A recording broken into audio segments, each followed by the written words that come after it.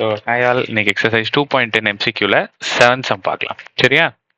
So first நமக்கு என்ன கொடுத்துருக்காங்க?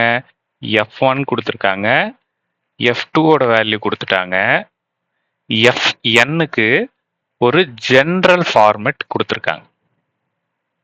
ஜென்ரல் ஃபார்மெட்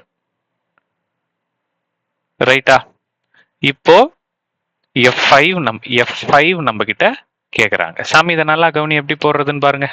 ஸோ அப்போ F1 F2 தெரியும், F3 கண்டுபிடிச்சிடலாமா? ஸோ n இருக்க வேண்டிய இடத்துல 3 இருந்தா இந்த சைடும் n இருக்க வேண்டிய இடத்துல 3, இந்த சைடும் n இருக்க வேண்டிய இடத்துல 3. ஸோ அப்போ f of 2 plus f1.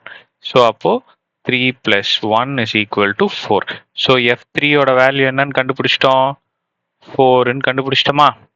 அடுத்தது f of 4 கண்டுபிடிச்சிடலாமா? f of 4.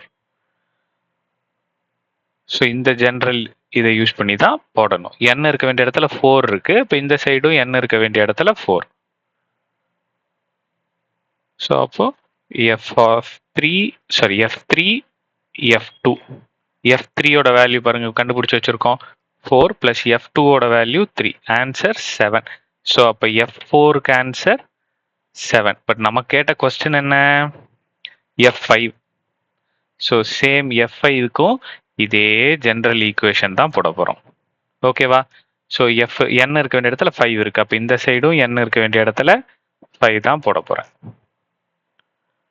ரைட்டா? So f4 plus f3. f4ஓட value என்ன கண்டுபிடிச்சு வச்சிங்க? 7 பிளஸ் f3ஓட வேல்யூ என்ன கண்டுபிடிச்சு வச்சிங்க? 4. ஸோ அப்போ என்னோட ஆன்சர் 11. So f5ஓட answer 11. ஆப்ஷன்ல இருக்கா?